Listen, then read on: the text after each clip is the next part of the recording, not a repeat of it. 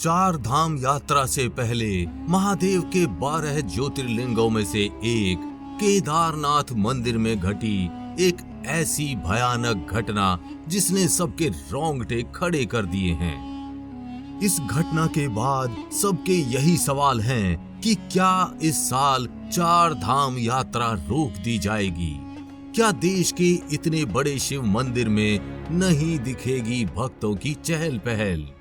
और क्या इस साल पूरा का पूरा केदारनाथ धाम शांत रहेगा? वास्तव में केदारनाथ मंदिर को उत्तराखंड में होने वाली चार धाम यात्रा का महत्वपूर्ण पड़ाव माना जाता है।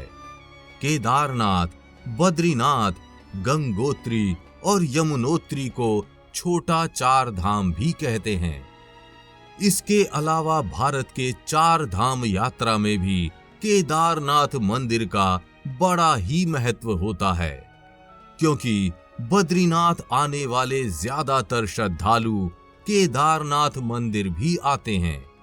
लेकिन इस बार चार धाम यात्रा से पहले यहाँ एक ऐसी अनहोनी हुई है जिसकी किसी ने कल्पना भी नहीं की होगी। तो आखिर क्या है वो घटना जो देश भर के तमाम शिव भक्तों के लिए बुरी खबर लाई है? आखिर क्या है पूरी कहानी? जानने के लिए इस वीडियो को अंत तक जरूर देखिएगा। लेकिन वीडियो शुरू करने से पहले जय बाबा केदारनाथ कमेंट करना बिल्कुल भी मत भूलिएगा। भगवान केदारनाथ की कृपा आपके पूरे घर परिवार पर सदैव बनी रहेगी। ये बात बीते दिनों 23 अप्रैल रविवार की है, जब दोपहर 2:15 पर केदारनाथ धाम पर एक हेलीकॉप्टर उतरा। हेलीकॉप्टर में मौजूद जांचकर्ताओं की टीम केदारनाथ के निरीक्षण हेतु आई थी, जिनका मकसद केदारनाथ में हेलीकॉप्टर से जुड़ी सेवाओं और व्यवस्थाओं की जांच करना था। साथ ही वे केदारनाथ में पायलटों की ट्रेनिंग हेतु भी आए थे। लेकिन हेलीकॉप्टर के उतरते ही कुछ ऐसा हुआ जिसकी किसी ने कल्पना भी नहीं की होगी। हेलीकॉप्टर केदारनाथ धाम पर उतरा और उसमें मौजूद सभी लोग एक एक करके उतरने लगे। तभी उनमें से एक व्यक्ति हेलीकॉप्टर के पिछले दरवाजे से उतरा और हेलीकॉप्टर के पीछे से आगे की ओर आने लगा। तभी हेलीकॉप्टर का पिछला ब्लेड उसकी गर्दन से टकरा गया और उस व्यक्ति की मौके पर ही मौत हो गई। इस भयानक हादसे में जान गंवाने वाले उस व्यक्ति का नाम अमित सैनी है। अमित सैनी राज्य सरकार के नागरिक उड्डयन विभाग से संबंधित एजेंसी में कार्यरत थे।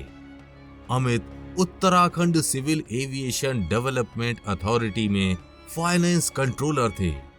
तो आखिर अमित सैनी ने ऐसी क्या गलती की थी जिसकी कीमत उनको अपनी जान से चुकानी पड़ी? एक सामान्य हेलीकॉप्टर पर लगे हुए ब्लेड 1 मिनट में 500 बार घूमते हैं, जिससे हेलीकॉप्टर के आसपास के क्षेत्रों में तूफान जैसा माहौल बन जाता है और लोगों को हेलीकॉप्टर के आसपास आने से रोका जाता है। हेलीकॉप्टर के ब्लेड अत्यंत धारदार होते हैं, इसीलिए हेलीकॉप्टर पर चढ़ते और उतरते समय सुरक्षा का विशेष रूप से ध्यान रखा जाता है, क्योंकि हेलीकॉप्टर के ब्लेड की चपेट में आने वाली वस्तु का बचना मुश्किल हो जाता है। हेलीपैड पर हेलीकॉप्टर के उतरते समय अधिकारी अमित सैनी ने सेफ्टी नियमों को नजरअंदाज किया। इस गलती की कीमत उन्हें अपनी जान देकर चुकानी पड़ी। अमित की गर्दन हेलीकॉप्टर के टेल रोटर ब्लेड में फंसकर कट गई और उनकी मौके पर ही मृत्यु हो गई। दुनिया भर की हेलीकॉप्टर ऑपरेटिंग एजेंसियां और कंपनियां कुछ सुरक्षा नियमों का पालन करती हैं। पैसेंजर्स को भी इनके बारे में बताया जाता है। फिर भी कुछ लोग इसका ध्यान नहीं रखते और हादसे का शिकार हो जाते हैं।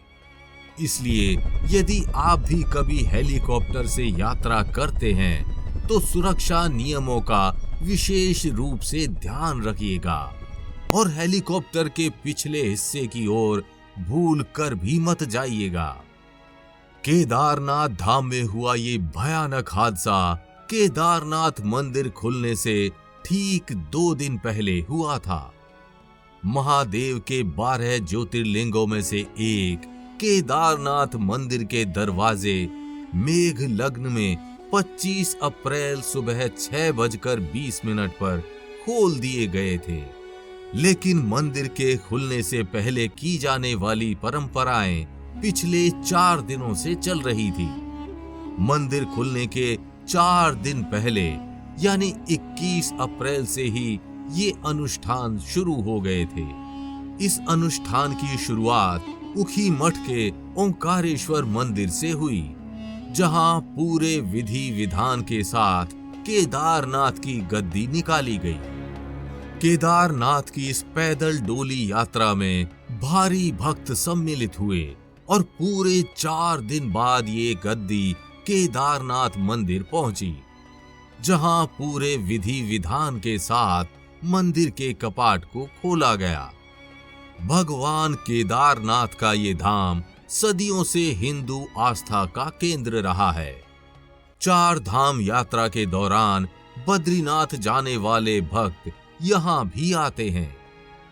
इसलिए केदारनाथ के कपाट खुल जाने के बाद आने वाले दिनों में यहाँ भक्तों की भारी भीड़ देखने को मिलेगी और 6 महीने बाद सर्दी के आगमन से पहले केदारनाथ वापस उखी मठ के ओंकारेश्वर मंदिर में लौट जाएंगे। जिस प्रकार सर्दियों में बद्रीनाथ के कपाट बंद हो जाने के बाद भगवान बद्री नारायण की पूजा जोशी मठ के नरसिंह मंदिर में की जाती है, ठीक उसी प्रकार केदारनाथ के कपाट बंद होने के बाद उनकी पूजा उखी मठ के ओंकारेश्वर मंदिर में की जाती है। उखी मठ को भी एक महत्वपूर्ण तीर्थ स्थल माना जाता है, जो रुद्रप्रयाग से तकरीबन 41 किलोमीटर दूरी पर स्थित है। सर्दी आने से पहले केदारनाथ और मध्य महेश्वर से मूर्तियों को डोली में रखकर उखी मठ के ओंकारेश्वर मंदिर में स्थापित किया जाता है और सर्दियों के मौसम में इनकी यहीं पूजा की जाती है।